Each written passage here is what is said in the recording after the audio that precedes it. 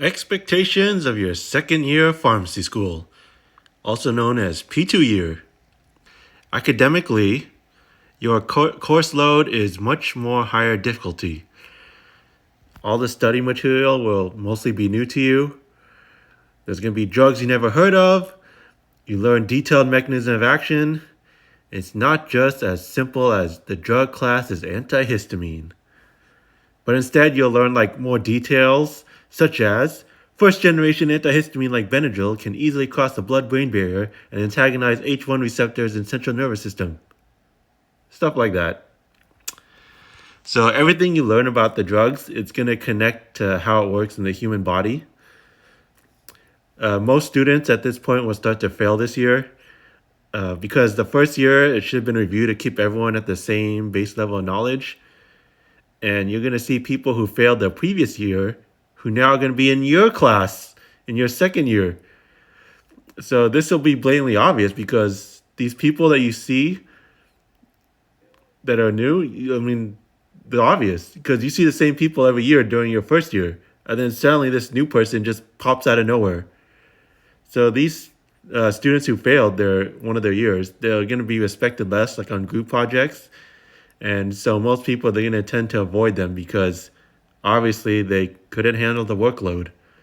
Of course, except the people with real emergencies. So in terms of socially, you should get to know by now who your closest friends are in class. You will know which friends to trust and who are the smartest people in class. And you'll start seeing classmates openly date each other, Facebook official, or something like that. So there's going to be a lot of smaller Facebook groups that are separate from your entire class's Facebook group. If most of your class, they work on school on weekends, then you probably won't see them as much after the school day ends. So in my experience, most of my class did not work. So we went out together as a big group after big exams, like the midterms and finals. So I thought my class was pretty close to each other. However, I spoke to other classes who had students mainly working right after school. And these people, they rarely did anything for fun together because right after a big exam, then it's back to work. And in this case, people won't talk to each other much after graduation.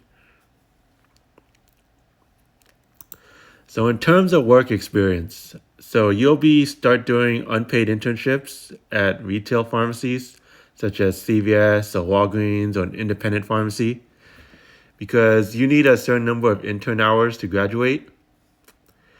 And in these unpaid internships, a preceptor is assigned to you. This preceptor, he's a pharmacist who will watch over you and then give you a grade after you complete your intern hours.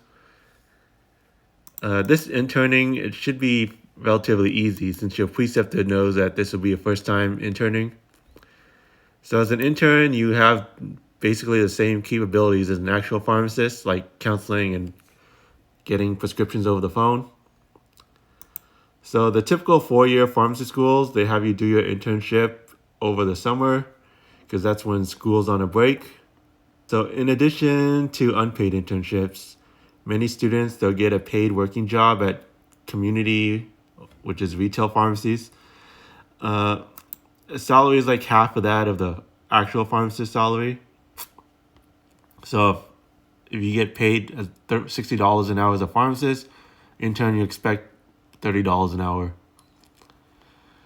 So, however, I suggest you don't get a paid job at a retail pharmacy because then you will force yourself into becoming a retail pharmacy after graduation because that's all you know. And I think your goal in pharmacy school should be reaching out to discover all the different types of pharmacists to find out which one you like. Okay, so now in terms of extracurricular. So during your second year, you should be figuring out what type of pharmacist you want to become, whether that be community, clinical, industry, long-term care, and there's many others. You should already be in a club, get a leadership position in those clubs. You can also volunteer with the current pharmacist in that field. Just send out blind emails to a bunch of pharmacists in that special field and hope they respond to you. And what's even better, the best experience, is to get a paid internship. Although this is probably the hardest one to get, but that's like the ultimate experience if you can get it. So if you plan on becoming a pharmacist other than retail, then you will like almost certainly need to find some sort of experience in that type of pharmacist. That's because most of these pharmacy positions, they require residency, which is like applying for a whole nother pharmacy school since it requires an application interview. And grades are important, but experience is what's going to differentiate you from the others. So, a common question I asked, should you join a fraternity during your second year if you're not already in a fraternity right now from the first year? So I personally think it's a bad idea because your coursework would be too hard to balance what the fraternity is going to ask you to do. And also you'll be pledging mostly with first year students rather than the people in your class.